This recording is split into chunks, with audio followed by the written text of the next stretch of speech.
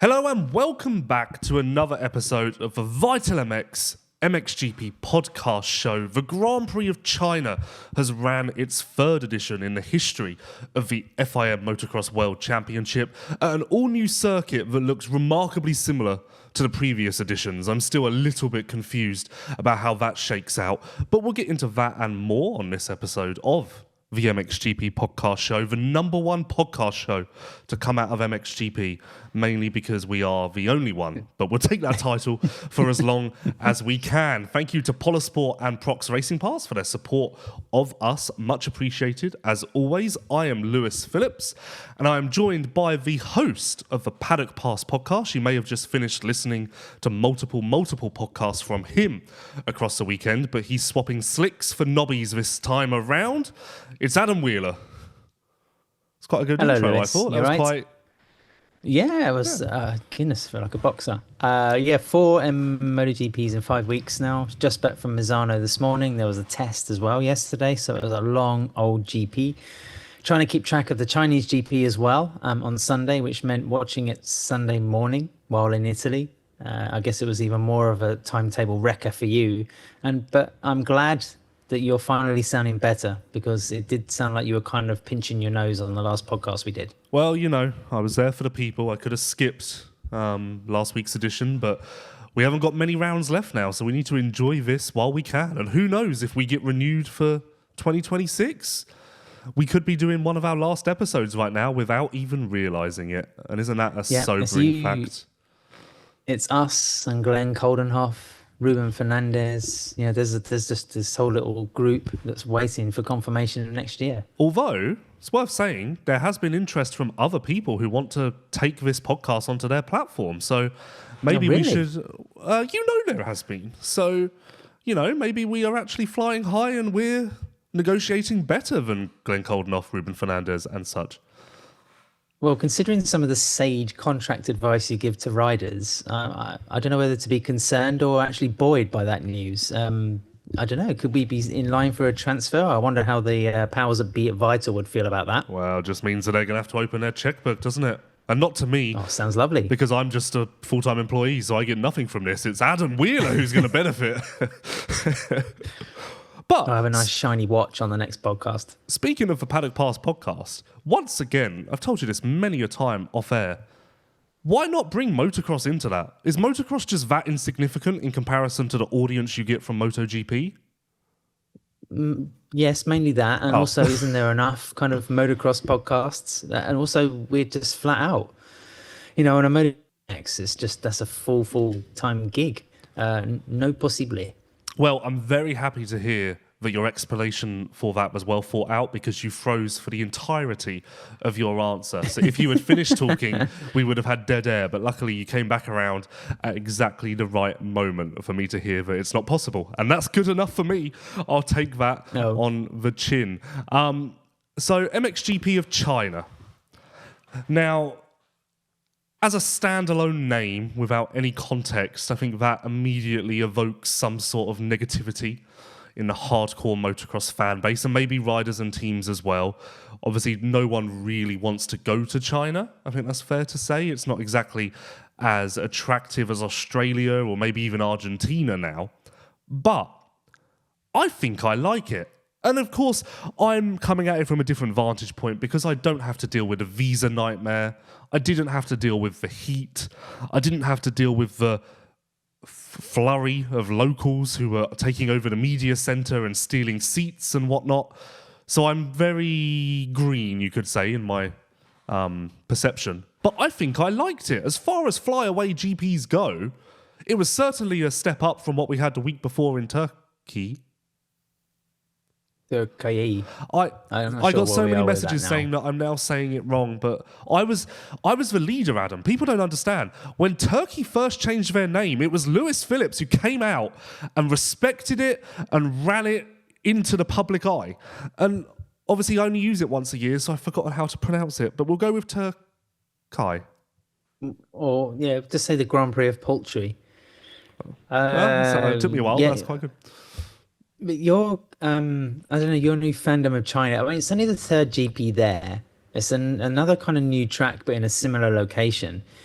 And I don't know, first impressions, you can tell it was a new track. It just seemed kind of inconsistent with lines and grips, although there were sort of, different racing lines as we saw through the TV pictures.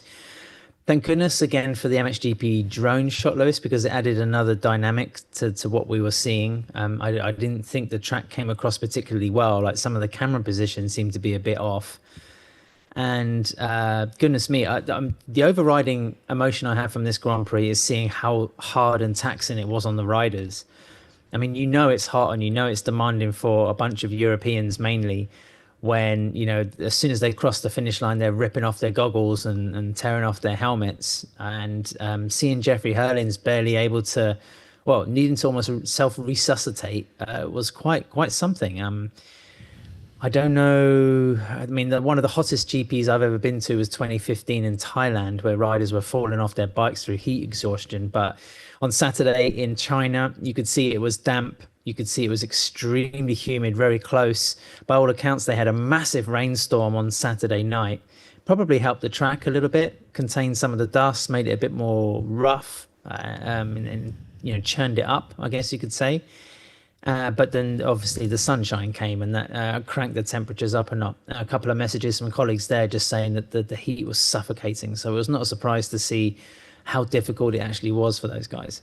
Yeah, the common consensus seems to be that it was far worse than Indonesia typically is, which is surprising. I don't think China's had that sort of reputation in its two previous runnings of MXGP rounds. But I'm going to go for a fairly controversial opinion that is totally irrelevant to everything. It makes a world of difference having grass between the sections. It really adds to the visual appeal of the Grand Prix. Yeah, again, comparing it to Turkey, where it looked like a wasteland, having the little spots of grass made it just feel added a touch of professionalism to things. Well, we've said this before. Presentation doesn't take much away. It adds something to the Grand Prix. And I think a great example is the opening round of 2025 in Argentina. By all accounts, the track was pretty good, but it just looked like it was in a large pit because, the landscaping and the detailing, famed track designer Johnny Douglas Hamilton was like a stickler for this. And rightly so, because you're creating a stage for like some of the best and fastest riders in the world to perform. So why does it have to look shitty? So I fully agree with you. Yeah, and in contrast, the previous Argentina venue, Villa Langostura, looked fantastic and therefore got given its flowers by fans around the world.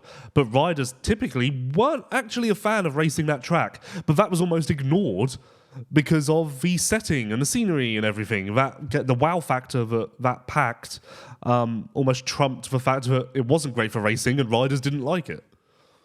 Yeah, and back to my earlier point about the TV cameras. When I first was watching the laps of, what is it? Just the Shanghai International Motorsport Complex or something it's called. Something like that. I thought it looked fast. I thought it looked quite open. But then watching further and also, again, looking at the overhead sort of bird's eye view drone shots, you could see how compact it was. It looked kind of too artificial, too busy. And, it fits the FIM regulation of 1.6K, just over sort of 1,600 meters. And yeah, it would just look compact and a little bit edgy, And of course, the golden rule of all motocross track design and creation is the quality of the dirt that you have. And I think we just have to revert to the riders' comments on that. It was better in the second motor. The more technical, the better. Yeah, and that seems to be a case with most MXGP tracks, especially at these flyaways. Of course, it's a departure from the norm, not having the support classes, not having EMX. By the time that riders get to the first moto on Sunday, it is relatively smooth compared to a regular GP when there is no time for track prep, which is, of course, a gripe of everyone. But then we have time for track prep and everyone complains it's too smooth and not rough enough. So ultimately, we need one support class, I guess, just to rough it up a little bit. Well, yeah, I mean, overall, we were worried about numbers in the gate, and it was quite obvious, I think, as well, even though there were some strange names and wildcards padding out the classification. But, the template for these kind of tracks, I think you could see in the MX2 results. And again, Sacha Coenen was able to make a whole shot. win the first moto when the track was in its kind of slickest but also its smoothest and flattest state. But then in the second moto, when things get really, really rough, his kind of all action style is trumped a little bit by the technical skills of his peers.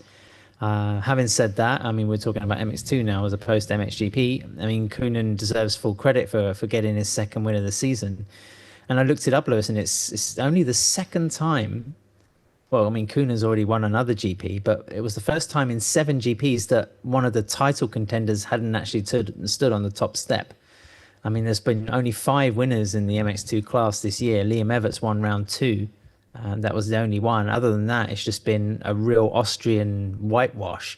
And I wonder when was, the last MX2 season where a Japanese bike didn't win a Grand Prix? Last year. Last year? Yeah. No. Yeah, hold on. I've got it. Benistan won last year. No, I'm certain he didn't. Hold on. Manufacturer overall wins. Yeah, last year. 4 wins for KTM, 16 for Husqvarna. Between Lucas and sure Kai. Benistan didn't win a GP last year? No, that was his last win was 2023. And you know what? Oh, okay. To this point, and now we're really turning over a new leaf. Not only are we discussing MX2, which is a blessing for all of those riders, let's discuss a rider who didn't even race. So Thibaut Benistant out with a knee injury of some kind. Yamaha used that as an opening to announce his departure from the manufacturer. Of course, he's highly thought to be heading to Honda SR Moto Blues Motul alongside Kevin Horgmo. But up until this point, Benistant had almost finished. I mean, up until this point, he had finished every single Grand Prix for the first time since 2021. I mean, 2021, he also missed the last 2 rounds of the season. So take that for what you will. Point being, before China, he was set to finish every single race for the first time in his career. Obviously, that's now redundant, and in fact, sharing this makes it realise that he's failed once again, but I do mean it positively. Yeah, and also, I think Benistant's a great example that every talented youngster that comes up and goes straight into a factory team, it doesn't always go so well. There aren't that many examples where a rider of that ilk and status, just kind of fades off into the second tier. It's a bit of a shame. I mean, he was, of course, cursed by injuries, but then if you listen to some of the people inside Yamaha, there was also some maturity and some wayward perspectives on how to be a motocross pro, I guess. And I just hope that Benistant sort of rediscovers some mojo and is able to show us some of the class, some of the potential that was there like 3 to 4 years ago, where we were all thinking, right, future world champion for sure. Yeah, Benistant ends his MX2 career with 3 MX2 overall victories, 18 overall podiums, 35 top 5s. Really 77 rounds started. Really not anything to write home about for 5 years in a factory team and an EMX champion. Also, what is it, maybe 3 or 4 years we could say, like the factory Yamahas in MX2 were very competitive bikes, going for the world championship each year with KTM. They were the only brand that could really sort of hold a candle to the Austrians. So I think 3 GP wins, that's a bit of a low return. But then, as we said, there were mitigating factors. Yeah, if you told me to guess before I just looked that up, I certainly would have said 6+. More than 3. Yeah.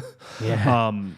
I am curious what Yamaha do with their MX2 program next year. There's still a lot of rumblings around how Yamaha's structure will be made up, how many riders in each class, what sort of technical support, how involved Rinaldi will be compared to years past, and everything else. And naturally, in MXGP, Tim Geiser is going to force change because he's a rider that if he demands, I don't want to use a Rinaldi engine, they're going to have to listen. I can't imagine they're going to be so stuck in their ways. No? I don't know about that. No, I think the Yamaha structure is harder than any one rider.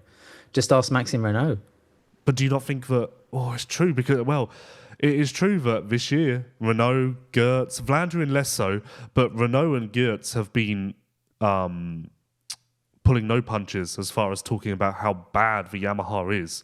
And that's as recently as the last round. So clearly they aren't making improvements. But I just feel like Yamaha have too much riding on the Tim Geiser signing, don't they? Because if they lose Tim, if Tim loses on their bike, then there's kind of nowhere for Yamaha to hide. Whereas at the moment, they can still somewhat hide behind the fact that Renault isn't out and out a championship contender, and neither is Geertz.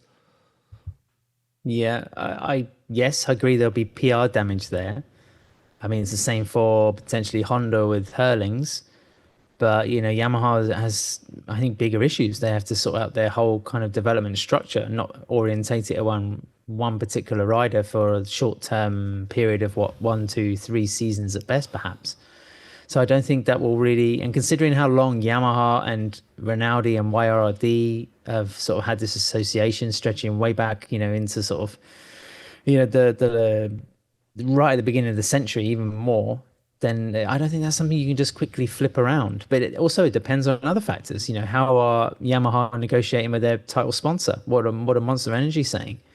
They might decide to put all more eggs in Ducati's basket or in Triumph's. That's something that Yamaha obviously have to take into account, and why I think the signing of Geiger has largely appeared. Yeah, I think Yamaha got Geiser in part because Monster demanded it. Because of course there was a period pre-signing where it looked like Yamaha were out of the race for both Herlings and Geiser, and then randomly they just managed to get back in, and I think that's because Monster upped the input that they were making to make this happen. I think Monster, are sick to the back teeth of Yamaha's inadequacy across both classes now, and you would be. Yeah. Again, we mustn't forget that Renault won the opening GP. I mean, things look kind of rosy, and things can turn around incredibly quickly in motocross. And that's why I think, Yamaha, I'm trying to think when they began their title sponsorship with Monster Energy again. It was announced at the Imola GP. So that means it would have been 2018 or 2019. Again, it's something that's not based on a year-by-year basis, I would have thought. And I doubt whether Monster really would have put anything else into the deal. They might have given Geiger quite a sweet personal deal that would contribute towards the contract being more alluring. But yeah, it'd be one interesting thing to see if we can try and find out, Lewis, how kind of tempting Yamaha made the whole thing or the whole proposal to Geiger. Do you think the Geiser signing is actually a bad move by Yamaha? Do you think they're actually not ready for this? No. I mean, they had to pick him up. I mean, once sort of Honda decided to go with Herlings, then Geiger's on the market. You take a rider of that caliber. And also, it's kind of topical. Look, he got back on the podium, was fighting for victory in China. As we kind of said on the last show, he's been building up to that point. For me, Geiger is after Cairoli, is the definition of like an MXGP world champion. I mean, talk about sort of repeatedly high-class staying power and consistency to bag the titles. There's no other reference because Jeffrey's sort of been dominant or absent. And, goodness, who else have we had? I mean, someone like Lucas Coenen might be ready to sort of take over the mantle there. But Geiger's been the reference, I think. Yeah, but I just think that similar to what I was just saying, if Geiser fails on a Yamaha, the blame won't go to Geiser, the blame will go to Yamaha, and that could be irreversible damage that sets them down a path that it takes them 5 years to recover, similar to early 2010s when after Frossard's burst to the top of MXGP in the sort of Joel Rowlands era, it was the only reason that they really came back around so quickly is because they got a little bit lucky with Van Hoorbeek, because I don't think anyone expected him to be so good in 2014, and even luckier with Febvre in 2015, which again ends up being quite topical now. Yeah, but I think it will reflect badly on Tim as well if he doesn't manage to get the Yamaha working. Is he just going to be a Honda guy for his whole career? He rode a KTM for half a season of MX2. But then otherwise, he's just been like on the CRF. Maybe again, this is why we said before, 2026 is going to be so interesting because Herlings and Geiger are out of their comfort zones. Who's going to sort of rise to the top again quicker? And again, but Tim was good in China, wasn't he? Yeah, but again, what you just said is quite topical because talking about is Tim just going to be a Honda rider his whole career? Enter Jorge Prado. Like it all comes around to current references. And by the way, the PR announcing Prado's departure from Kawasaki is, I believe, set for October the 10th or the 15th. One of those, I was told. So that is coming very soon, of course. Not a surprise to anyone. It just needs to be put in writing. And it will be interesting to see what angle they go with. I'd imagine they mutually decided to pursue other opportunities, will be the wording. It'll be as corporate as possible. Yes. But wasn't it like a part of your soul just, warm to see guys you're getting on the podium and fighting that well in China, considering what happened last year? You know what? I didn't even think of that. That is actually a good point. And it's obviously massive for Honda as well to have a double podium, because the Asian Grand Prix, they do hold dear to their heart, I think more so than any other manufacturer, mainly because of their customer base there with mopeds and scooters and whatever else. And also, quite surprising, this is the first time that Geiser and Fernandez, to my knowledge, have shared the podium since 2022. Oh, wow. Or was it 2023? Hold on, I've got it written down here. But it's been far longer. Weren't they on the podium together in Argentina? Oh, no, because he had broken his femur. That's right, when Fernandez won in Argentina. First double podium for Honda HRC since the 12th round of 2022. Okay. Obviously, and Jonas... Fernandez's second podium of the year, right? Please in hold. 2025. I'll get that one for you. His third. His third, okay. He had also, two things quickly on Fernandez. Good that he's still floating around the top of MXGP because, with Jorge Prado going, it's good for Spanish fans that he's able to do that. Good also that he now has enough confidence in that prototype motorcycle to be able to make that move on Febvre, which was the sketchy moment, I thought, of the second moto. I mean, there wasn't much room to make that pass, and I kind of thought, that's brave, Ruben, because, Romain is getting to the last laps of a championship campaign and you put him down or potentially injure him, then that's like a big thing. There's that whole kind of mutual professional courtesy and respect. I think when you get to a point where every single position on the track holds special or extra significance for one or two people. But it was a full attacking performance. It was like Fernandez in his debut year, and it was cool to see. Well, yeah, two things on that. One, do you think that Ruben's actually calmed down since his move into MXGP? I don't know. Probably not, based on what we saw. But I feel like we don't see that as consistently now. I feel like he was a year ago, 2 years ago, just generally much more aggressive with everyone, whereas now it just appears in random spurts rather than a consistent figure. Yeah. Well, you can't fault age and experience, really. And when I bumped into him in Lommel this summer, he wasn't like his usual kind of happy self. I think he was struggling a bit with a brand new bike. He was also surrounded by a lot of indecision in Honda about where his future lay and whether they were going to sort a third bike for him, something we still don't have any confirmation on yet.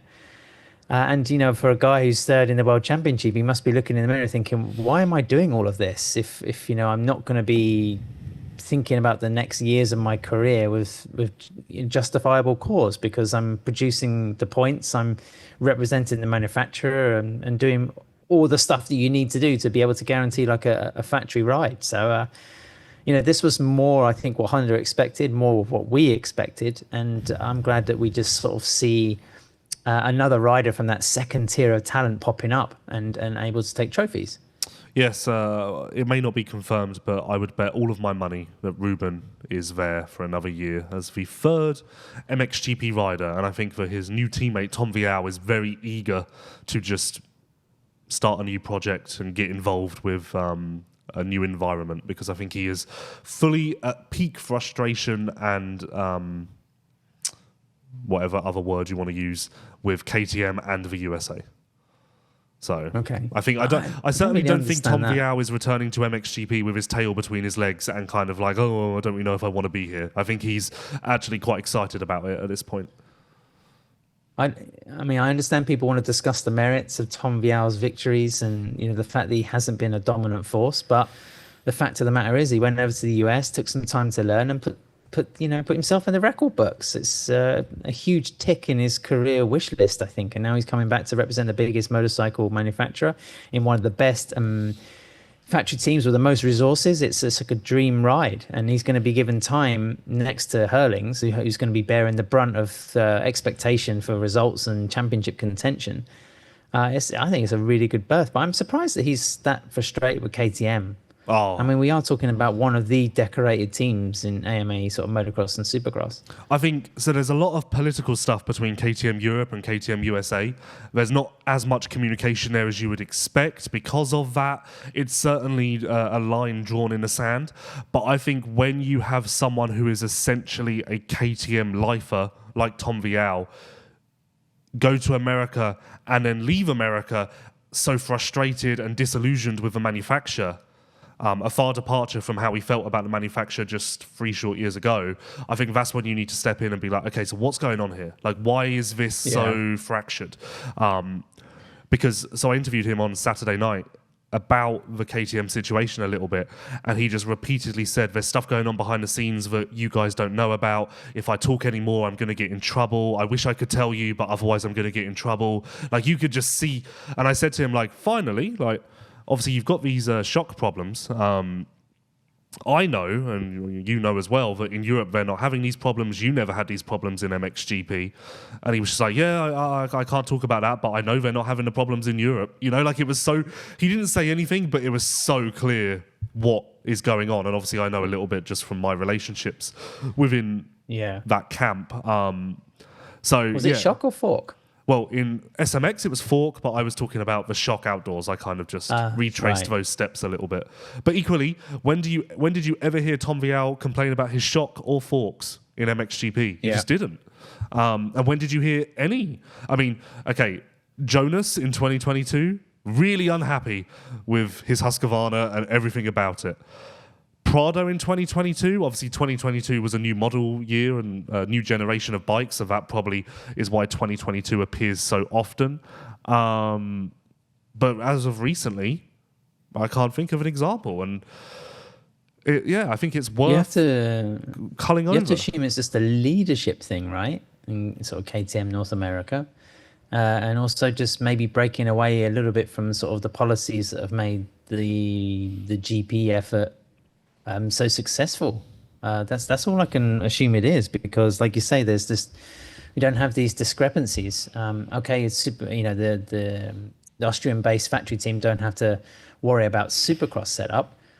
But yeah, you do. It's curious how it works. I mean, with the salary that Sexton's on and his profile and his pull over there, maybe it's a case of the tail wagging the dog a little bit more than it would be, in a structure at KTM where Pit Byra's office is just, one floor up and down the corridor from where the MXGP guys are prepping their gear. I don't know, Lewis, but it's a cool question. I mean, it'll be good to sort of one day unearth some of that behind the scenes upheaval. And also I wonder how it will change, how will it... I mean, somebody like Aaron Plessinger must have the kind of character where he can float along with it. But then there's other personalities that just won't be able to handle it. I wonder how sort of like the likes of Eli Tomac and, I mean, Jorge Prado is someone, again, who knows the KTM culture very well.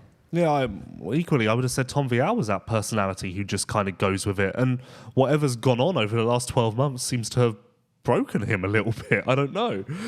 Maybe that is just being around Chase also. I don't know. But I certainly feel like Tom Vialle has changed a little bit. And not for better or worse, but just... I don't know. And the whole KTM picture, we will never get answers or insight just because they need to sort it out first of all. But it is curious, very curious. It has been a controversial year for KTM in America. Does that get referenced in the MotoGP paddock or press room much? Like, when people are talking about KTM's quote-unquote struggles or things going poorly, does anyone go, well, the motocross side in America seems to be an upheaval? No, not really, because... I mean, the rally seems okay. The motocross is ridiculous. I mean, how many times have they been on the podium together? It was like maybe the third GP in a row where, Herlings has won 3 in a row, so the MXGP's been taken care of. And then the MX2 class as well, both in championship contention. I mean, it's been a ridiculously successful year in both classes for Red Bull KTM. So I think people look at that, and then in MotoGP, the KTM narrative is mainly around the economic side and the development side, but they're absolutely flat out. I mean, in the Misano test yesterday, they had all 4 riders, despite Maverick Viñales carrying a shoulder injury, and Danny Pedrosa with the test team as well working. So it's like business as usual on the road racing side, which is the biggest and most cost-heavy racing project that they have. For the US side, Lewis, I mean, for all the controversy and the questions and the doubts around KTM this year, they still got good results. I mean, and even the white bikes are not doing too badly either. Yeah, it is true. That's what makes the USA picture even weirder, is you've got Chase, Tom, and Barsha, who have all been very outspoken and really kind of pulled no punches. But then in contrast, you have Malcolm and AP, who, for the most part, seem to have no complaints and are very happy. Like, it's a weird mix. It's a weird mix, and it also flies in the face of MXGP, where, again, to my knowledge, every rider is very happy and there's almost nothing to even talk about, which brings us it was a lovely transition onto, and look at us turning over a new leaf. We're 31 minutes into the podcast. Jeffrey Herlings went 1-1, and we're only just saying his name.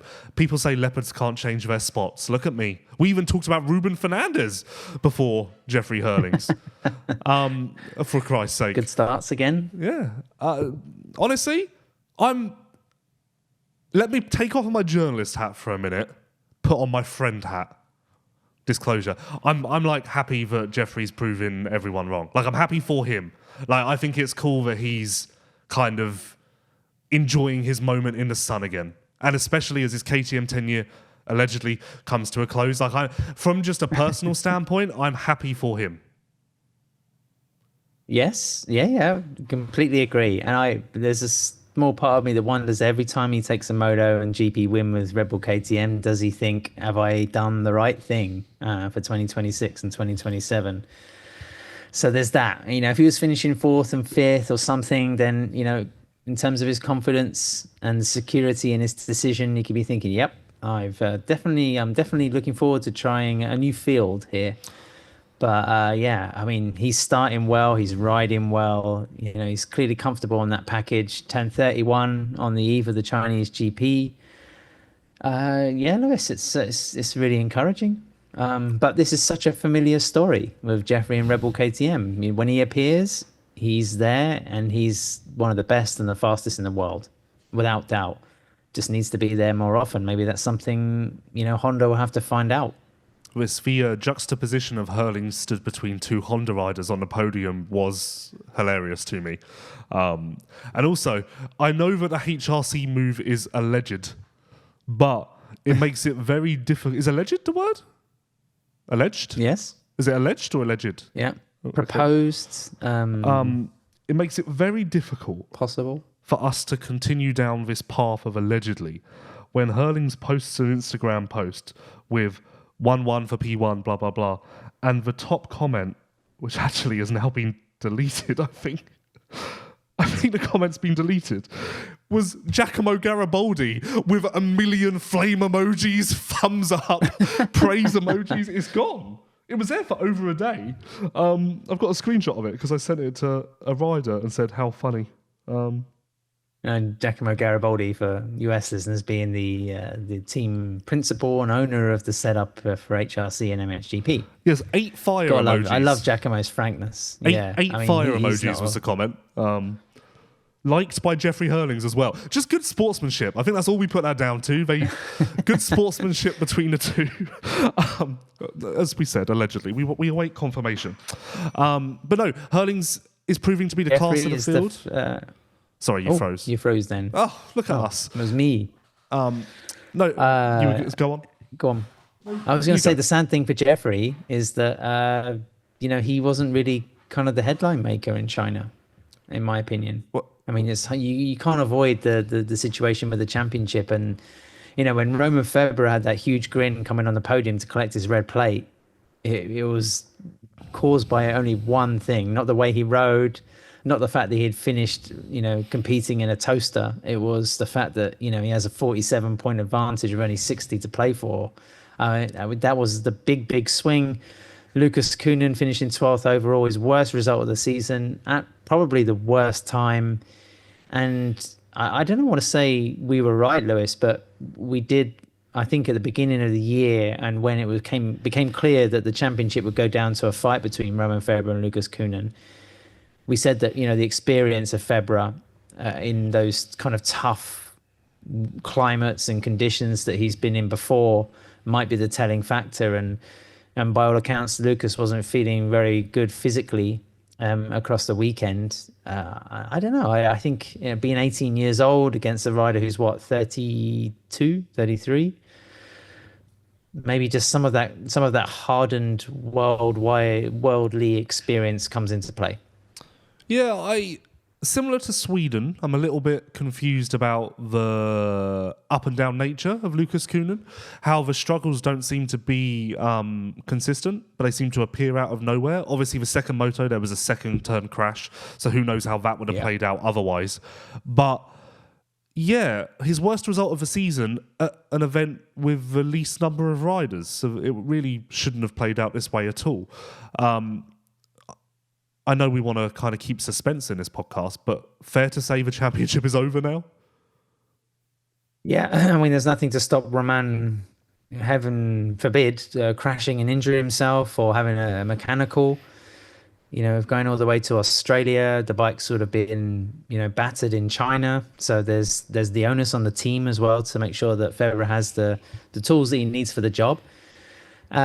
First of all, Lewis, just quickly on that note, we have to be over the moon that once again MXGP is taking us to the final race and the final motos with the championship on the line. Whether it's MX2 or MXGP or the Women's World Championship, which also has to be decided. That's something I think we have to thank our lucky stars for. And yeah, it's going to also what tactics can be employed here, because we know that Paul Jonas hasn't been able to get back on the podium with the Kawasaki. Febvre, to all intents and purposes, is by himself. There is Jeffrey Herlings. If he has the same kind of speed that he showed in China and also Turkey, he also has to be looking over his shoulder, I think, to see what Lucas is doing, because he has that obligation as a teammate to try and help him take the title. And the positions in the rest of the champ, I know Herlings as well. What is he, 16, 17 points behind Ruben Fernandez? Yep. So there's a chance he could even, he sort of spread up a little bit more in the standings himself. So there's a couple of little stories there. Yeah, there's still a lot to bite into. I wonder if it's actually very beneficial running the last round in Australia, because it's relatively close to Japan, closer than Europe. I wonder how many Kawasaki brass will be flying to Darwin to celebrate this, because it's a big deal for Kawasaki, and I hope that Kawasaki are aware, first of all. If they're not aware of what's going on, then we're fucked. But I would hope they're A, aware, B, engaged. Yeah, and if they're not sort of already in the US trying to sort out this contract dissolution. That's true. Yeah, I wonder, maybe Febvre's championship is merely a drop in the bucket of despair that they currently find themselves in. I suspect we might have done this before, so very quickly summarize when was the last time Kawasaki had such an impact in the Premier class? As far as title, or just generally a race winner? Yeah, as title. I mean, I know Clement Desal was posting race wins, Gautier Paulin as well, Christophe Porcel had a couple. Yeah, as far as a championship, it was Tortelli, wasn't it? Yeah, or was it? No, Everts was on the Honda, the last one in 250. Yeah, it must be Tortelli. Yeah, and they've not this century. Nothing this century. Of course, 2021 they came close. Who can forget? Yeah, this is massive for Kawasaki. This is a manufacturer this is almost equal to Suzuki winning the world title. As far as they weren't really a factor in MXGP championship contention for the most part for decades, and now they're back on top. This is. Although Kawasaki's name carries a certain amount of might and all of that good stuff, this is, in a way, an underdog story, I think. And also, let's not forget, Kimi Räikkönen is winning an MXGP championship. If there's something that should get us some play in the mainstream, it's that. Yeah, I hope Räikkönen's getting on a private jet to Australia. I mean, after all the investment he's made in the sport over the years, maybe since 2012, I want to say, might have been the first time he funded a team to go MXGP racing. That's a lot of years of money, personal money going into the squad. Credit as well to Antti Peronen for all the ups and downs and working relationships with riders that had an effect and others that bombed and didn't work at all. He's done everything that Febvre's needed to deliver these results. I'm trying to think of other world champions for Kawasaki this century. The most I can muster is Porcel in 2006 in MX2. Mikel Maschio as well, winning the 2001. No, that was Jamie Darb on the KTM. So it must have been 2002, 125. Yeah, 125 World Championship on a two-stroke, I think. So, Kawasaki, 2 world titles in 25 years. It's not a great return. But finally, they cracked it. But of course, motos are still to go. So let's not try and throw the curse on them straight away. But sympathy for Lucas Coenen. That was not the time to sort of have those problems. But then full credit to Romain Febvre, who I think was riding to his maximum, but also kind of within himself. I think he was being very shrewd about where he was on the track and what he was doing, and he only had that scare with Ruben Fernandez. Yeah, I do think it's important for context. So Kimi Räikkönen, obviously everyone knows who Kimi Räikkönen is. He entered the sport in, I think you're right, 2012, as a satellite KTM team. No sponsor, just Ice One KTM with the first year. Would it have been Boog and Goncalves, or was that the second year? Boog and Goncalves was certainly early days. Wasn't Dean Ferris riding for that team at one point? Yeah, that does ring a bell, but I don't think full time. I feel like it was just like... No, it was a fill-in. The first year was, I think, no-name Finnish riders, and it was very low level. Kawasaki's. Yeah, because it was Kawasaki for a year and then went KTM, and that's when it got kind of some credibility with Boog, Goncalves and whatnot. So if you went back in time to those races in that year or that era and told someone that this team will win a world championship, a premier class world championship no less, I don't think many people would have bought into that. I don't know, Lewis, because even though I haven't been, I've seen the photos and the workshop is next level. So they definitely have all the off-track setup to enable a rider to win a world championship. And, a couple of riders have sort of gone part of the way there. Let's not forget Max Nagel in 2015, when they were factory Husqvarna. Max Anstey as well, arguably having some of his best year when he sort of, who can forget the Motocross of Nations, and Matterley Basin. And there was just some rider experiments that didn't work. Tyler Rattray, Gautier Paulin as well, just didn't quite come together. So I think they're just one of these quality teams that are there, and they have the means to give riders what they need, which is the first ingredient for aspiring to results. Speaking of Gautier Paulin, I was chewing on this last night. Febvre is going to be a 2-time world champion. Riders like Gautier Paulin and Clément Dessau have never won a world title. Is Febvre that much better than those guys? Or does Febvre's 2 titles really shine a light on the fact that Paulin and Dessau, more so Dessau I guess, were so unlucky to not win one? You mentioned the word earlier, context is everything. And that's also why some of the comparisons of riders and how good they are pointless. Because Dessau's principal rival was one of the greatest riders the sport has ever seen in Tony Cairoli, and Paulin was also operating at the same time. Anyone going up against a fit Tony Cairoli is going to struggle. I don't care who you are, and it's been proven as well. So yeah, Lewis, I think it's just timing, and it's the same in any sport. Take football, for example, the number of players that didn't get enough caps representing, say, England football team because there were already 3 to 4 other very accomplished top-level players in their positions. It's just the timing of things, that's all. Febvre was in the right place at the right time and the right rider to win in his debut season in 2015. And now he's kind of done it again, but he's also through, the attrition of the series because, Geiger made the mistake, hit the obstacle in Switzerland, went out, Herlings as well. And, finally it's the Frenchman's turn to have that perseverance. to make the grade. And I think it's a really, really cool story. In fact, I wrote a very cool story about it, but I'm still waiting for RacerX to publish it. Oh, yeah, of course. That's going in the magazine, isn't it? Well, I don't know. I mean, it might be completely irrelevant by the time it does, but I submitted it about 4 months ago. Yeah, that was a very long time ago. Sad. But I did just think the beauty of this is not only is it 10 years on from Romain Febvre's last championship or first championship, you're right, it was also that same season where Ice One were on track to win it and had it ripped from their grasp. Like, the fact that these two have come together 10 years on, the poetry around it is sublime. Yeah. It really is. Yeah, it's a good story. And that's why perhaps part of me has been rooting for Febvre to do this, to take this championship, because at 18 years of age, Lucas Coenen has a ridiculous amount of time to, achieve what he wants to in his career.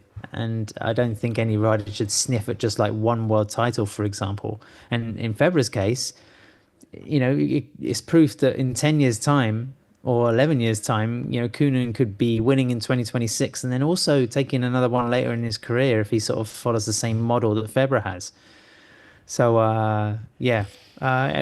I'm looking forward to seeing the celebration scenes in Australia, and I kind of want to watch through clasped hands just in case something goes wrong and it actually swings back into sort of Coenen's favour. I mean, I think even if something goes horrifically wrong, and helped by the fact that no one will be riding this week, so that that eliminates some risk.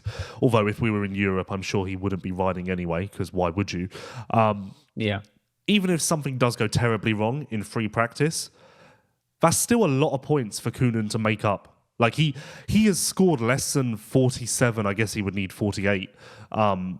A fair amount of times this year. I'm just checking. 28 in Sweden, 48 in Britain, 35. Okay, so he's gone higher than that more often than not, but it's still not a insignificant margin or points total to amass. Yeah, I think in China was like the second or third time this season he's missed a podium.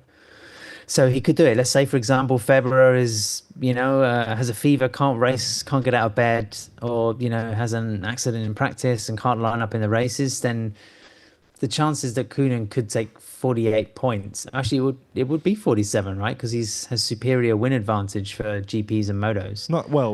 They're tied on 5 GPs, I think. No? Overall, yeah. Does it count it? I thought it counted on motos. Yeah, I'm not sure. Well, I don't know. But yeah, the chances that he could take 47 points in combination with the qualifying heat and the two motos together are pretty good. But then also, like I'm saying, tactics on track. What do the KTM boys do? Is Herlings going to try and bulk Febvre a little bit, goad him into a mistake? The experience that I mentioned earlier indicates no way. And I don't think Jeffrey's that kind of character. He's had too many injuries to resort to those tactics. But, Coenen could just try and rattle Febvre in another way. In any case, I think finishing second in the championship with the amount of wins and the amount of stuff he's done this year, mentally he should be already patting himself on the back with both hands because it's been a stellar season. Yeah, I don't think Herlings gets involved because he would have helped before now, if so. I asked you this last week. I want to do it again, but we'll keep it brief. Herlings is now tied with Febvre and Coenen on 5 wins apiece. And in China, we had Herlings and Geiser 1-2 on the podium. Do those facts at all shine a negative light on 2025 MXGP's outcome and whatnot? No. Okay. I'm still resolute on that. We've seen a duel between an old master and a young upstart.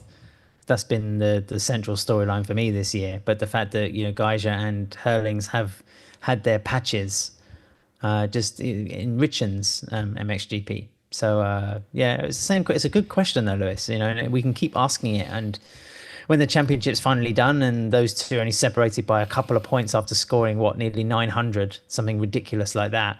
It's something we can look back on and say, well, it wasn't 2021, but it got pretty damn close. And just one other note or worthy observation, in 2017, you said the riders won't be riding this week. I think they'll be full on trying to recover from the exertions of China, as well as taking in the travel that's necessary to get to the northernmost tip of Australia and Darwin. But in 2017, Tony Cairoli was being hounded, of course, by Jeffrey Herlings in his first season in MXGP. And, I heard at the time that Cairoli had actually tapered off his riding during the week, his training, because he was guarding a points lead that he didn't want to endanger by making a stupid mistake, both on the track in races and also in practice. And while it looked like Herlings was very much the dominant rider, he was almost filling that Coenen role from MX2 last year, where he could go fully on the attack, knowing that he really didn't have anything to lose as the rookie and the guy who's chasing down, like a 6-time world champion in the points. Cairoli just played it incredibly smart and managed the championship and took it home. So I think there's a degree of that came into Febvre's thing in China, and then might also appear in Australia, where he can't win the championship in the Saturday qualification heat. That's what I'm kind of happy about. Or he can, can't he? No, he can't. Yeah. No. Oh, wait, no, he can, because, yeah, of course if he can. Coenen doesn't finish, if Coenen finishes outside the... Even if... No. It's 47 now. So if Febvre wins the qualifying heat, and if Febvre wins it and Coenen finishes 5th, Febvre's won. Do we want the championship decided on a Saturday? It would be kind of... interesting though, for all the debate about the Saturday qualifying heat points. It will inevitably happen at some point, but it would be a little hilarious that everyone goes to Australia all of that way and then, we're done on Saturday, cool, we'll get an early dart. Another question quickly. Herlings is proving to be phenomenal, as we know he is. Should the Dutch Federation ask someone to step aside to make room for him on the nations squad? Yes. Okay, but I don't think Sorry it's to possible. say, but isn't he listed as a reserve rider? But do you think it's logistically possible at this point to get bike and resources and all of that? I don't know. Yeah. They just need a 450 SXF, put his suspension in a box and take it over. Can't be that difficult for Rebel KTM to source the machinery. I mean, it would be harsh, you could say, on Calvin Verlanderen, but you need a big player like that, I think. Yeah, the event is going to sorely miss the number 84. That is for sure. And that rhymes, which is great because it's time for us to move to the MX2 class, where we discuss the brass of the class in China. And that was... Are you just trying to keep some sort of melody going? Yeah, I don't know why. I just realised that I could keep it going, so I kept going. But no, are we done with... We'll talk about... There's some stuff I want to talk about next week, like potentially this is Glenn Coldenoff's end of his MXGP career, so we'll discuss that next week, and overall, I think there's nothing really else to dive into in MXGP. We're going long, but before we go to MX2, let me tell you that Romain Febvre would do well to attach some Polisport APT unbreakable levers to his KX450 in Australia, because you would hate to have a championship lost by such an insignificant issue. Snapping levers? That's weak and outdated. Polisport's APT unbreakable levers bend on impact, bend back to their original shape and let you keep riding. With a stainless steel core built for war, they are rock solid strong and designed to match the OEM levers shape and specs. Polisport's APT unbreakable levers stand up to every challenge. Thank you to Polisport for their support of this very podcast, and of course you'll see Polisport attached to the steed of Isaac Gifting, among others in the MXGP paddock, like Kevin Horgmo, Honda SR Moto Blues, Valentin Guillot is using it in America, as is Dylan Ferrandis. And yeah, lots of others. Thank you to Polisport for their support of this podcast. MX2, and let's get straight to the crux of this situation. Has Simon Längenfelder done enough to be relatively calm in Australia? After that second moto, I don't think calm is the word, but that was what he needed. Kai de Wolf, Lewis, he needed to do more, perhaps. Yeah, I don't know. But then what? Like, was the door open? I don't know. Obviously, de Wolf had that one mistake in the second moto, but I think that it's caught everyone off guard how strong Längenfelder was. Because, again, everyone I spoke to expected him to struggle with the pressure and the heat. And although he didn't win, he certainly did his fair share. So I for one, am impressed with how stable Längenfelder has kept his lead and himself in these past 2 rounds. So I have no reason to doubt him now in Australia. Well, we talked about it on the last podcast, didn't we? That the way that Simon has had like adversity and has been able to sort of answer that or reply to it. And I thought we saw it again, from the first moto or even from the qualifying race. On the second moto, he just grabbed the lead. And I mean, if we're talking about the GP of China, we have to give Andrea Damo like full credit, because to be able to come through and pass the German like he did in the second moto, I mean, that's a situation that Adamo's had to sort of suck up quite a bit with the likes of Kai de Wolf, especially in SAM races. So I think Adamo and his training regime deserve full credit for that one. But yeah, Längenfelder was the pace setter, Lewis. And, when things haven't gone well for him, he's come back out again and mentally or physically been able to sort of create the difference there. And I think that's just going to be the foundation for this championship. Although I really... I'm happy to say I would not want to bet on what's going to happen in Australia, because knowing Kai, he's just going to throw everything at the wall. And then Simon at one point is going to he's going to have to be doing arithmetic in his head. And Damo, who's pretty much out of it now. I mean, I think he's almost like the distance he has third in the championship means it's going to take a miracle for him to win. And I don't think he can be caught by Sacha Coenen, who's sort of isolated in fourth. So Adamo just might be thinking, this is potentially my last race in MX2. I'm not sure if he ages out. Let's go for it. Yeah, I think. What do you reckon? I think the Saturday qualifier will set the tone, because if Kai can take 5 points out of Simon on Saturday, then the gap is 11 for Sunday, which is insignificant. If Simon can finish right behind Kai in the qualifying race, and the gap is 15 going into Sunday, in my opinion, 15 is a little more, you've got room to work with. So I think whatever happens in that Saturday qualifier sets the tone and the tension for the 2 motos on Sunday. So I'll be watching that very carefully, because I think that if you're Kai, you have to take advantage of those points on offer. And I don't know, obviously, to a degree, it's out of his hands, because if he wins and Simon just follows him across the line, what can he do? That's a danger of the position that Kai de Wolf is in. But, as I said, I have no reason to doubt Simon now. I really don't. And I know there were some rumours that Australia was going to be sandy. It doesn't look it from what I've seen. No. I mean, loam, maybe, but certainly not sand. What reason is there to doubt Simon Längenfelder? Well, just to repeat what we said, Lewis, it depends on the track prep. How much they water it, how much they turn it over, how the weather's going to be like. That's going to be the big discovery for the riders. We said that the MXGP title might be decided on Saturday, not in a literal sense, but the MX2 World Championship could be seriously affected by what happens on Saturday as well, because I think Kai has to come out of that gate and he has to win. He has to grab a couple more points and really make a statement and put the pressure on Simon even more. If Längenfelder wins, however, then I think that's also quite a powerful statement. It just, the points are sort of marginal, but it's just a question of, look, I'm P1. I'm going into the gate first as well. Let's have it. So, I kind of wished Adamo hadn't had that drop off, I think, in Turkey. And he was sort of going for the title as well. I mean, he was my tip, wasn't he? All the way through the season. You love yourself some Adamo. Well, I think he's shown in that second moto that he can do it. So it was a bit of I'm sure he's kicking himself, in those results in the last 6 motos.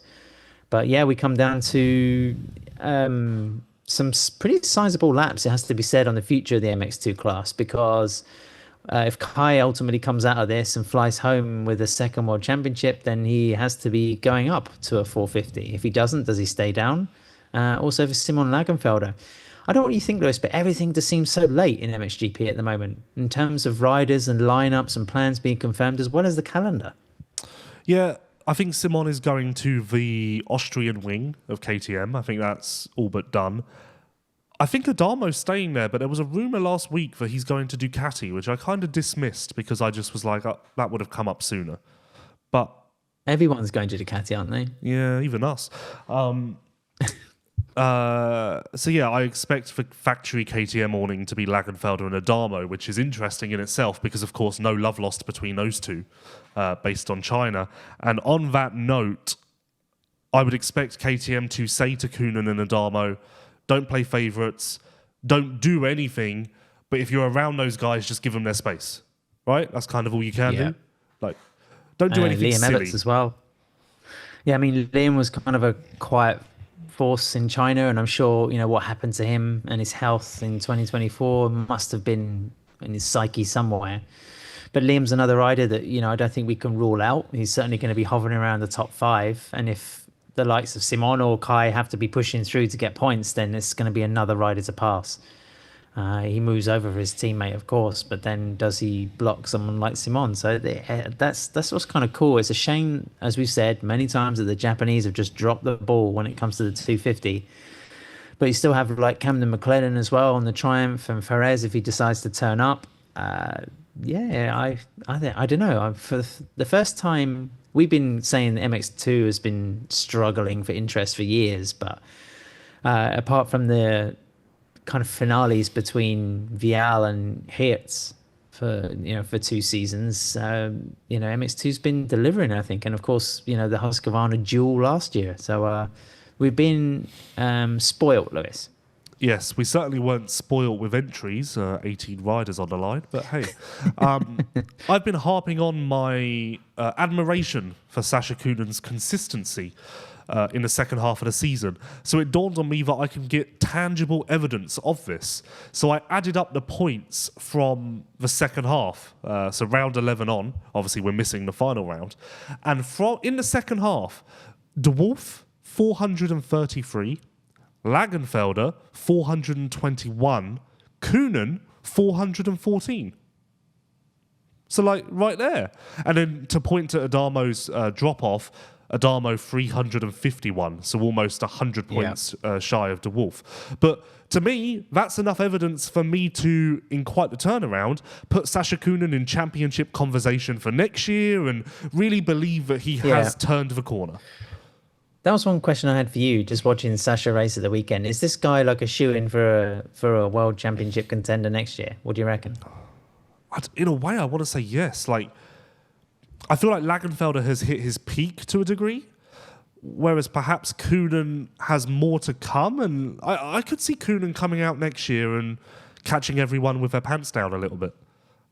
I really could.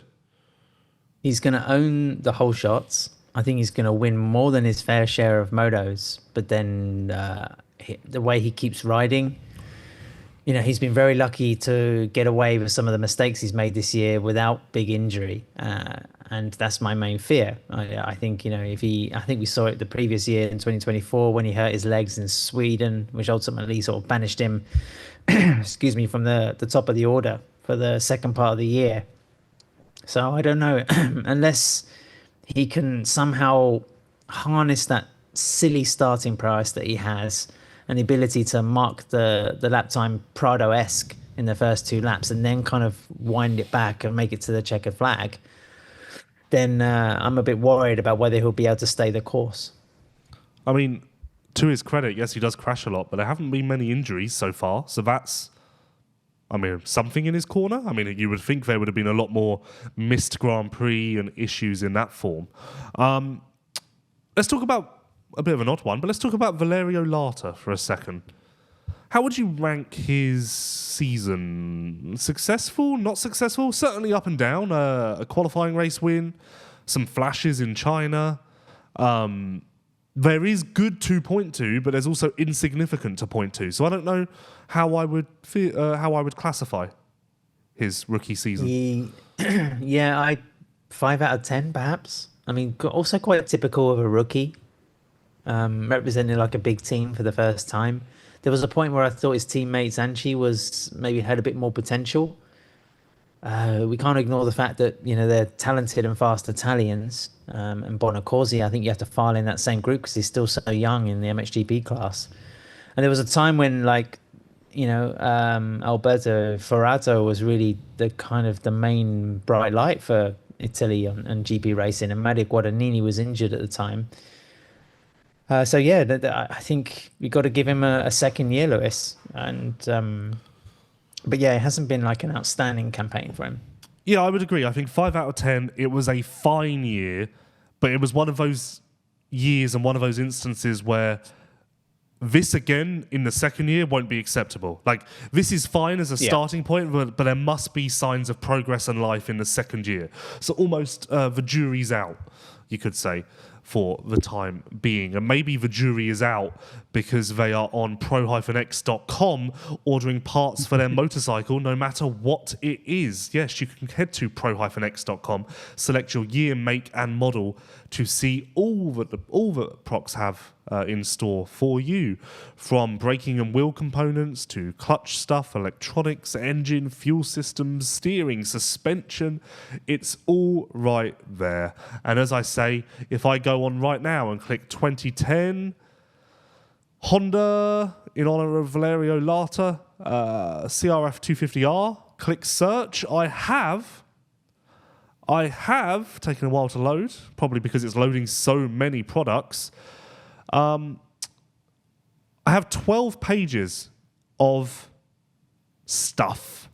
So if you are if you are not mechanically inclined like myself, and you need a little bit of help, almost a dummy's guide to what you need for your bike, just head to pro-x.com and you'll figure out everything you need. You'll be able to get it from one convenient location, and it will essentially suit all of your needs. So not only are they the industry leader in aftermarket parts, but they're also the industry leader in ease and convenience. And that pairing cannot be matched. pro-x.com, Prox Racing Parts.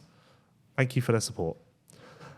Lewis, do you think, is it damning for the MX2 class, or is it something that's actually quite cool that Ying Yang managed to take 10 Grand Prix points at the weekend? Well, Adam, you're going to show your lack of interest in motocross now because, of course, we all know that Ying Yang is a rising star coming out of Germany. Germany? Why Germany? Why did I say Germany? Why did I say Germany?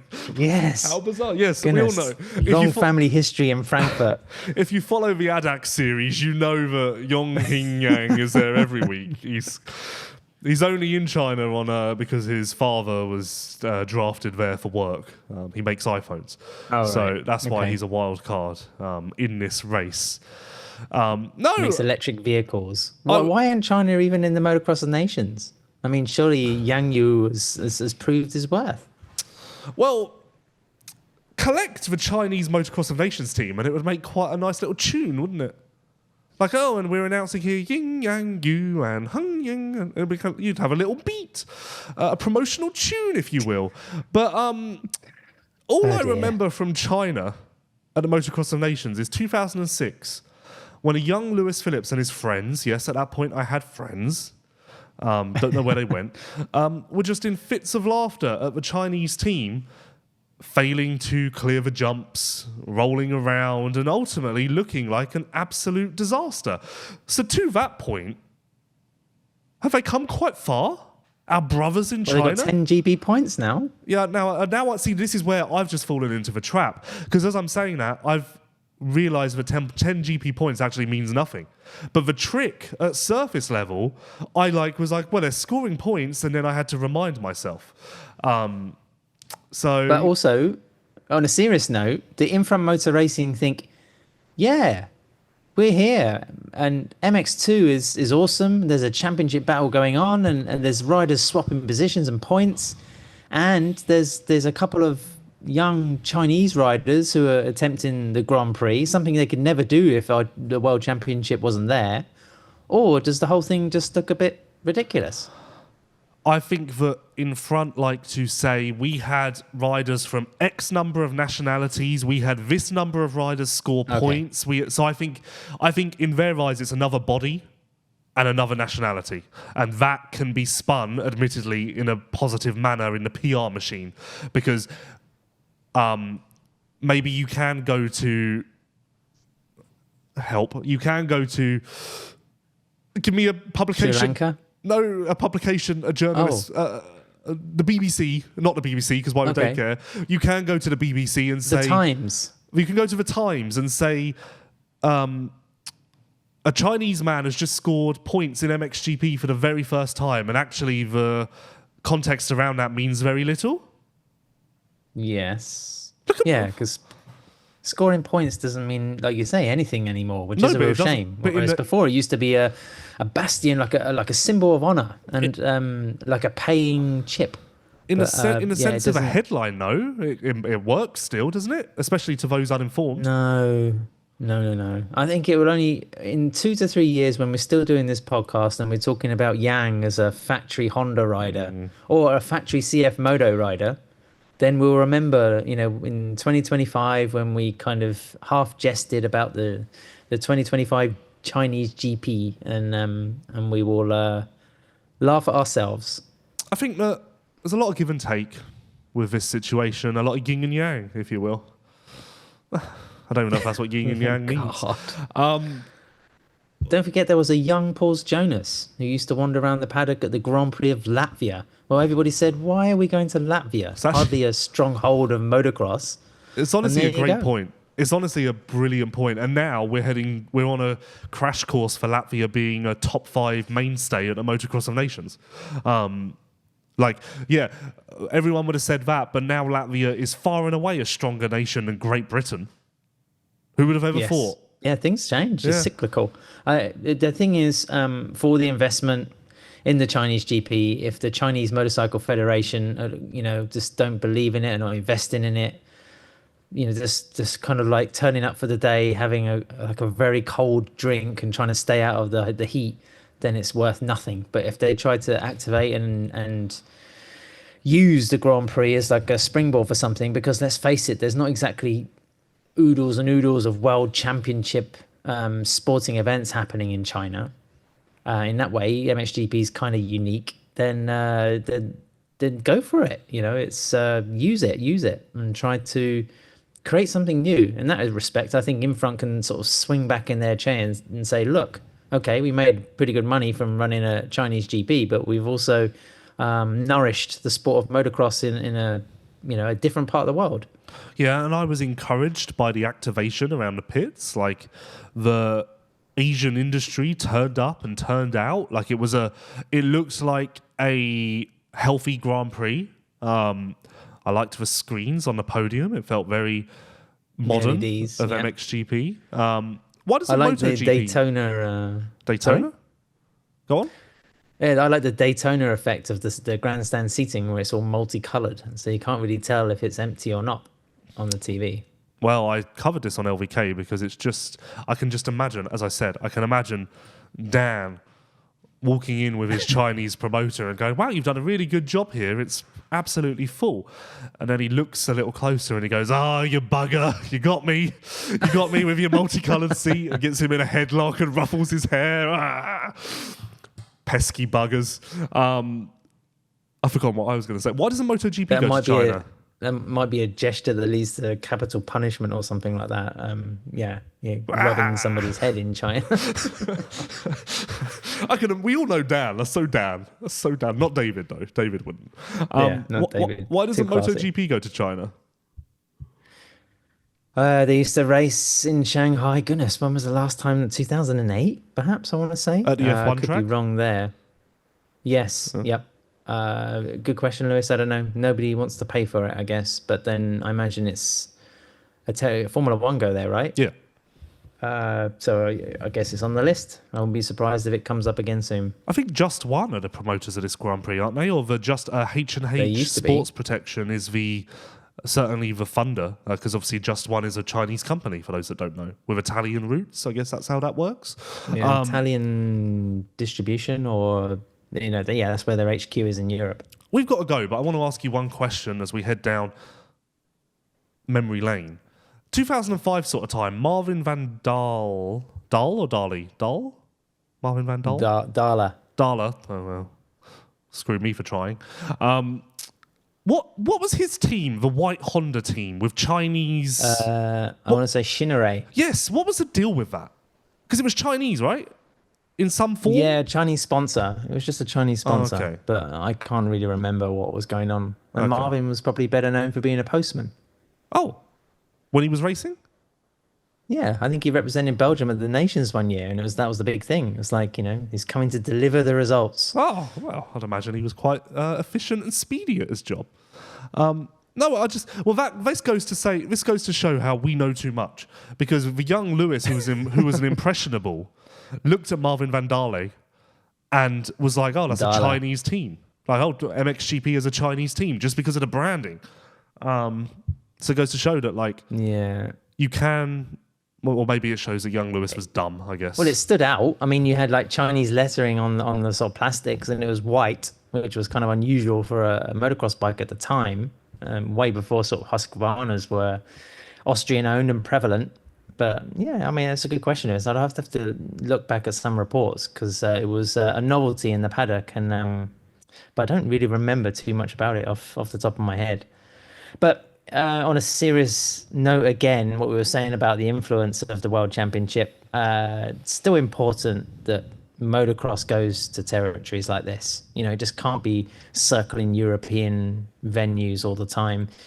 Whether MXGP has the support it needs to go for 20 rounds, that's a big question, I think, and it's a constant dialogue that in front and the FIM should be having with the teams. But there is space to be racing in China and in Argentina and in Brazil. It should be going back to that market, because that was always an incredibly popular Grand Prix. And, I don't know, depending on what publication you read, the economy in South America seems to be sort of decent, or, kind of haphazard. So, yeah, I think the Chinese GP will be cool if it continues. It's on the calendar for next year. I know that. And is the calendar there? Is it? No, I just know I'm friends with Just One Man on Facebook, and he posted this morning saying, "See you at a MXGP of China in 2026." So, not really hard-hitting journalism. I just kind of picked up on that. Maybe it's just like a general thing. It's like, hey, see you next year. Well, I've taken it. I'm going to put my neck on the line and say it'll be back. But if we could choose, I'm choosing China over Turkey. Fair? You? Oh, big time. Yeah. So there you go. That says something for our Chinese friends. And if you're a Chinese company who wants to sponsor this podcast, we are open. We'll be the Shinarei MXGP podcast show if that company still exists, whatever they did.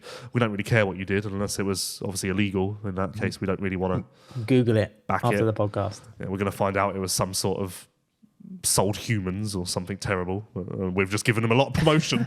But anyway, we're trying lots of muck at the Chinese, so I think we have to calm down a bit, Lewis. That wasn't muck. We have to give more credit. That was just generic. We don't know what a company does. And you know what, Adam? It might be toothpaste. Well, now Shinrei, right? Right. While you look it up, I'm going to give a quick props to Maxime Renault in MXGP. I think he finished top 3 in the first moto, and then he got caught behind Coenen in the crash in the second corner in the second. But that was only his second top 3 finish, I think, in the last 4 to 5 GPs.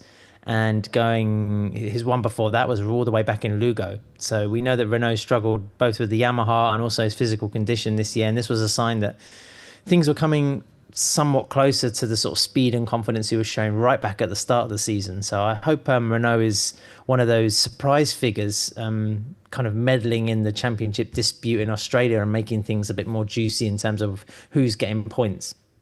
Yeah, I completely agree with everything you said, even though I missed parts of it because I was reading all about Shinrei, which was Shinrei Group, still around, is a Chinese conglomerate. The group is the owner of the Italian motorcycle brand SWM. Shinrei Group also formed a joint venture with Brilliance Auto Group to produce SWM branded automobiles and motorcycles. That sounds big. Let's bring them back. So in fact, Shinrei, we will take you. We are open. We'd love to have you on board. Get in touch. No, we need CF Moto. CF Moto, one of the biggest growing, motorcycle brands in the world. They have a dirt bike, I think, or they're pushing heavily for electric bikes with their Zio sub brand. We need CF Moto in motocross. You've got to go, but we'll tackle this last week, but no electric class next year in MXGP. It's been cancelled. So, It's down to World SX then to run the Starks and see whether it's going to be a decent experiment or not. Tadej Blazusiak, the extreme enduro legend, I bumped into him at the MotoGP in Catalonia, and he tried racing the Stark in enduro, but with limitations and extra ballast and stuff like that, and it didn't go too well. I think he was initially impressed by the prospect of racing an electric bike, but he just saw that it wasn't really going to work out. And also on talking about competitive motorcycles, I bumped into Alessandro Lupino last weekend in Misano. It was a bit difficult to talk because we were in the pit lane and he was just in the Ducati pit box. But he said that the Ducati 250 that's going to be making an appearance for the first time in 2026 has actually taken a massive step in terms of development. So he's really happy with it and said that the bike is much stronger, much better than it has been for a couple of months. So that was just a little tidbit of news from Ducati world. Look at that. At the 11th hour, we have some very interesting news on this podcast. That's why our retention rate is so very strong. Thank you to everyone for listening and watching and sticking with us throughout insight and nonsense and insight and nonsense and then insight to end. Thank you to Prox Racing Parts and Polisport for their support of this podcast. Of course, we will be back in 7 days' time to discuss the Grand Prix of Australia in Darwin. We're going to the land down under, and we will give you the scoop we will dig for scoop out from down under, something like that. Down under. I will have perfected that by next week, so stay tuned and we'll see you in 7 days' time.